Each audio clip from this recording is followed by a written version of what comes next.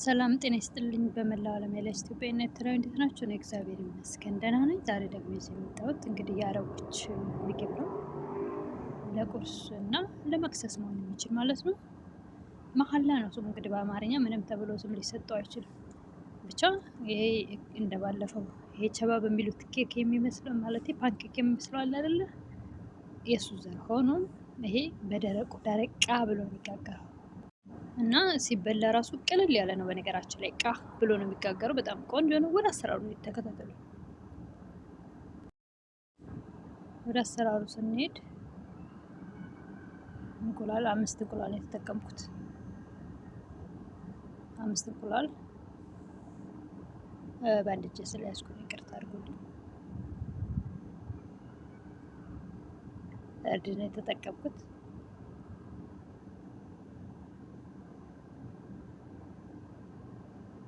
ሄል ፓውደር ነው።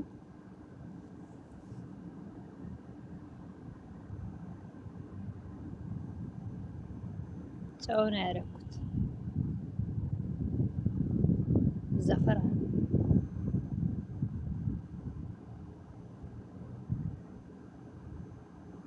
ስኳር፣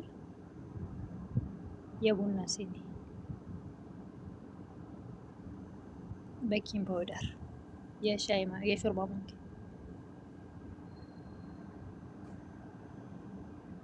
ቫኒላ፣ የሻይ ማንኪያ፣ ኒዶ፣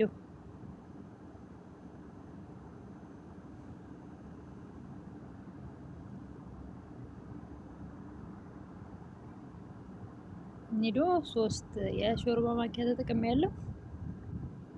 እና ዱቄት የምትፈልጉትን ያክል ተጠቀሙ። ያውና ፈጨሁት ማለት ነው።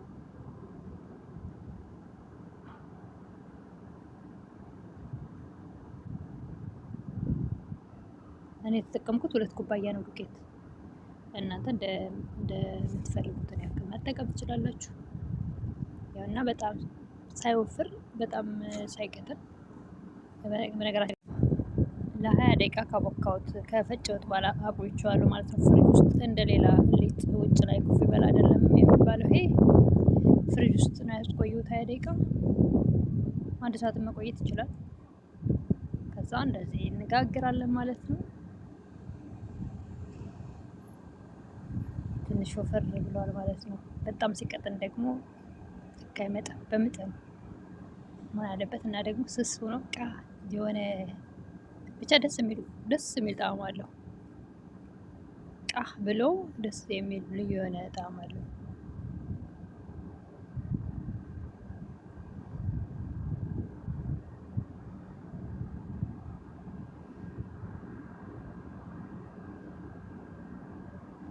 አልከደንኩትም፣ ግን መክደን ይቻላል።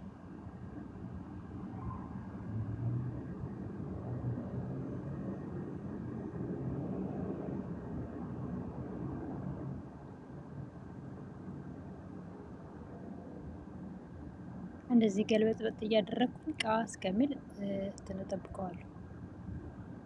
ገልበጥበጥ እያደረግን ሲል እንደዛ አልበለዛ እንደዛ ካልሆነ ልክ ያኛው ባለፈው ልክ የፓንኬክ የሚመስለው ትንንሾቹ የሉ እነዛ እንዳይሆን ትንሽ የተለየ ያለ እና ሳሳ ያለ ነው ማለት ነው አሰራሩ። ያኛው ልክ እንደ እንጀራ ነው ውፍረቱ ማለት ነው።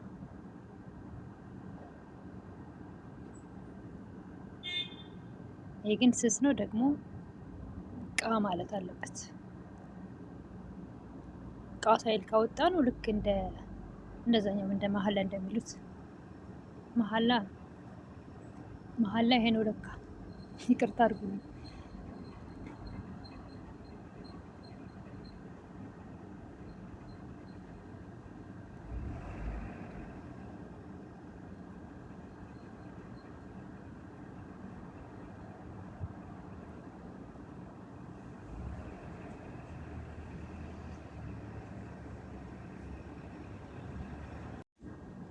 ይቅርታ የመኪና ድምፅ እየገባብኝ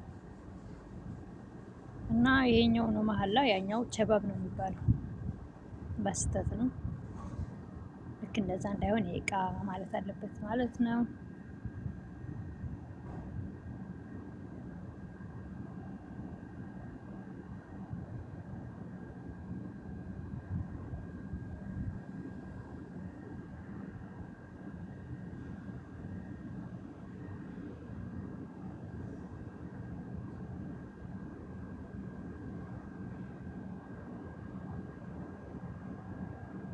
አዎ እንዴ ከተቆረሰ እንዳታዩኝ እኮ ነው ወደዛ ያሸሸሁት።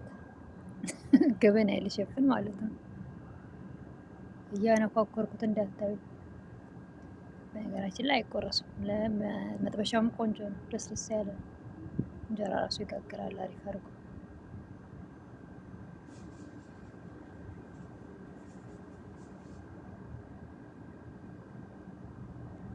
እና ዘይት አስነክተን መጥበሻችንን እንደዚህ ሰስ እያደረግን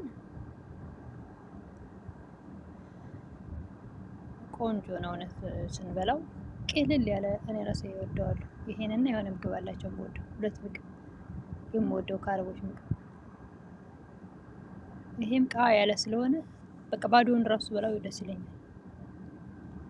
ገዙን እየቀነሱ ያኔ ቦግ ስላለብኝ እንዳያቃጥለው እንዳይለበልበው ጀርባው በመጠኑ ቅንስ ብሎ ቀስ ብሎ ቃ እንዲል ማለት ነው።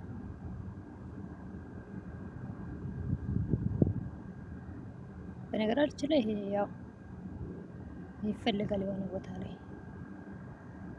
ለጊዜው ነው፣ የሆነ ጊዜ ይታያል ማለት ነው። አሁን እንኳን ያ እንደምናየው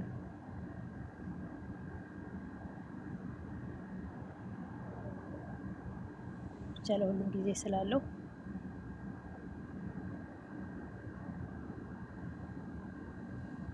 በነገራችን ላይ ከዚህ በፊት ሰርቼዋለሁ። 7 ወር ምናምን ይሆነዋል እሱ ነገር እኔ ከመቀበሉ በፊት ታይቷል ማለት ነው በደንብ።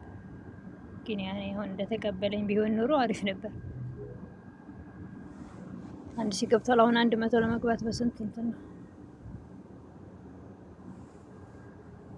ለሁሉም አበረታቱኝ እናንተም።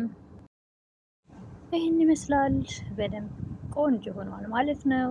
እና ቁርስ ላይም መክሰስ ላይም መጠቀም ይቻላል። በፈለግነው ደግሞ ነገር ደግሞ መጠቀም በግላስ ቺዝም ሆነ በማርም ሆነ በፈለግነው እንዲሁ ራሱ በጣም ነው የሚጣፍጠው። ደስ የሚል ነው ማለት ነው። ቅልል ብሎ እንዴት እንደሚጣፍጥ ጀርባው እንድታዩት ብዬ ነው እንግዲህ እያገለባበጥኩት